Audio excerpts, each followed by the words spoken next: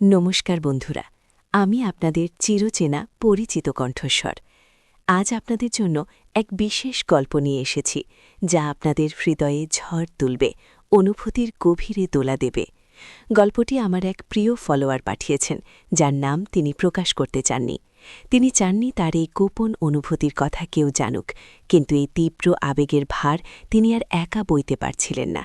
তাই তিনি এই গল্পটি আমার মাধ্যমে আপনাদের সাথে ভাগ করে নিয়েছেন। আমি জানি এই গল্প আপনাদের মনে অনেক প্রশ্ন তুলবে, অনেক অনুভূতি জাগাবে।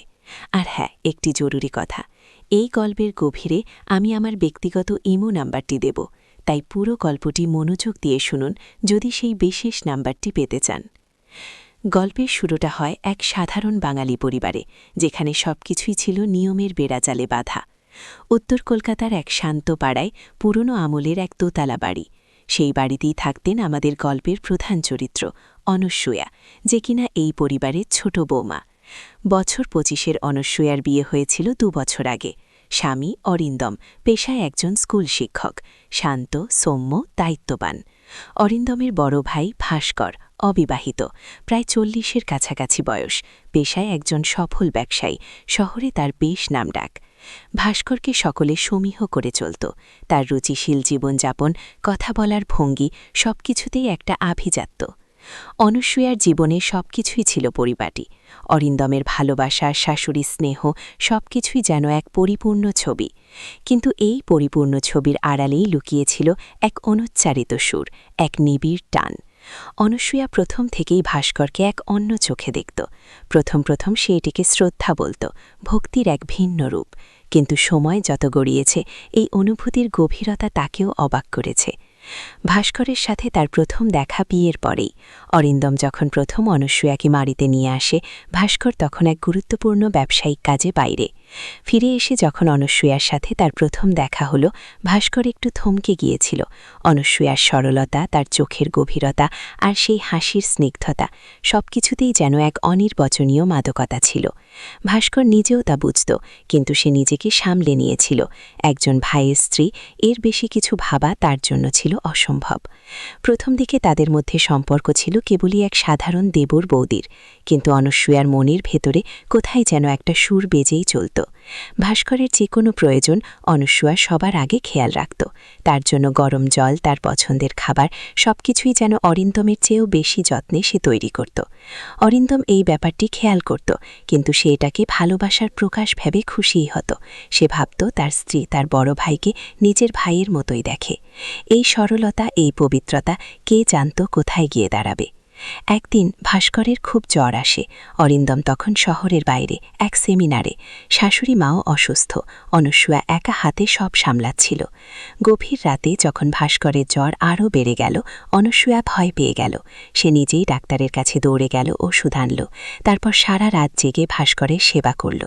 সেই রাতে যখন ভাস্কর ঘুমে আচ্ছন্ন, তার কপালে ভেজা কাপড় দিতে গিয়ে অনসূয়ার হাতটা একটু নড়ে গেল। ভাস্করের গরম নিঃশ্বাস তার হাতে লাগল। সেই স্পর্শে অনসূয়ার সমস্ত শরীরে যেন বিদ্যুৎ খেলে গেল। সে দ্রুত হাত সরিয়ে নিল, কিন্তু তার হৃৎস্পন্দন তখন আকাশ ছুঁয়েছে। এই তীব্র অনুভূতি, এই নিষিদ্ধ টান সে কি করে সামলাবে? পরের দিন সকালে যখন ভাস্কর একটু সুস্থ হল, সে অনসূয়ার কাছে কৃতজ্ঞতা প্রকাশ করল। তার চোখের দিকে তাকিয়ে অনসূয়া এক অদ্ভুত শান্তি খুঁজে পেল। কিন্তু সেই শান্তির আড়ালে লুকিয়েছিল এক গভীর ভয়। সে জানত এই অনুভূতি সঠিক নয়, এ এক গভীর পাপ, কিন্তু মন যে কিছুতেই মানতে চায় না। এভাবেই দিন কাটতে লাগল। তাদের মধ্যে এক অলিখিত বোঝাপড়া তৈরি হলো। এমন কিছু মুহূর্ত আসত যখন তারা একে অপরের চোখে তাকিয়ে থাকত, আর সেই দৃষ্টিতে লুকিয়ে থাকত সব কথা। কোনো শব্দ থাকত না, কিন্তু তাদের আত্মা যেন কথা বলে উঠত। এই গোপন টান, এই নিষিদ্ধ আকর্ষণ তাদের দুজনকে ক্রমশ এক অদৃশ্য সুতোয় বেঁধে ফেলছিল। একদিন ভাস্কর এক নতুন প্রজেক্ট নিয়ে খুব চাপে ছিল। রাতে প্রায়ই তার ঘুম আসত না। সেদিনও সে বারান্দায় পায়চারি করছিল। অনসূয়া তার জন্য গরম দুধ নিয়ে এলো। বারান্দার আবছা আলোয় ভাস্করের মুখটা আরও মায়াময় লাগছিল। অনসূয়া দুধটা এগিয়ে দিতে গিয়েও যেন থমকে গেল। ভাস্করের চোখে তখনও ক্লান্তি, কিন্তু তার পাশে ওই মায়া ভরা মুখটা দেখে অনসূয়ার ভেতরটা কেমন করে উঠল। ভাস্কর দুধটা নিল, তার হাতটা অনসূয়ার হাতের উপর এসে পড়ল। একটা হালকা স্পর্শ, কিন্তু সেই স্পর্শে যেন দুজনেই শিহরিত হল। দুজনেই দ্রুত হাত সরিয়ে নিল, কিন্তু সেই মুহূর্তটা তাদের মনে গেঁথে রইল।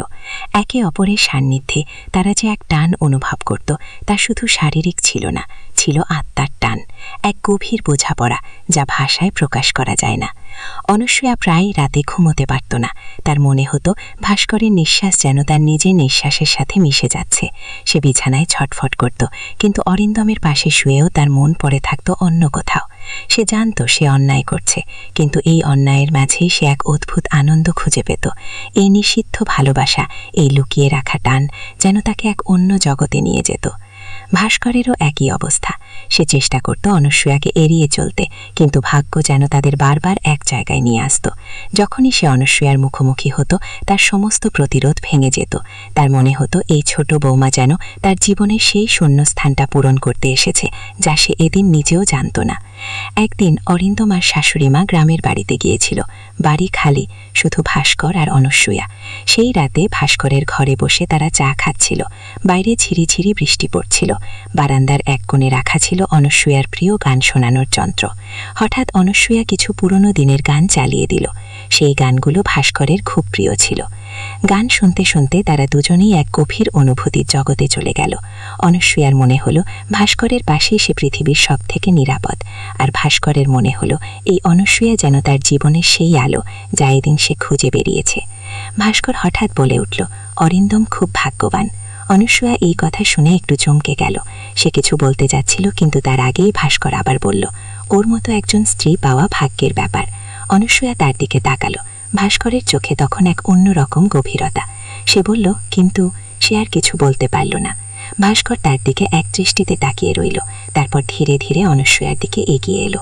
অনসূয়ার হৃৎস্পন্দন তখন দ্রুত থেকে দ্রুততর হচ্ছিল। সে কি করবে বুঝতে পারছিল না। ভয়, উত্তেজনা আর এক অদম্য টান, সব মিলেমিশে একাকার। ভাস্করের হাতের স্পর্শ যখন তার গালে লাগলো, অনসূয়া চোখ বন্ধ করে ফেলল। সেই মুহূর্তে চারপাশে সব শব্দ যেন থেমে গেল। কেবল রইল তাদের দুজনের হৃদয়ের ধ্বনি আর সেই নিষিদ্ধ ভালোবাসার হাতছানি। ভাস্করের নিঃশ্বাস অনসূয়ার মুখে এসে লাগছিল। অনসূয়ার সমস্ত শরীর কাঁপছিল। সে জানত এই মুহূর্তটা ভুল, কিন্তু তার মন তাকে থামতে দিচ্ছিল না।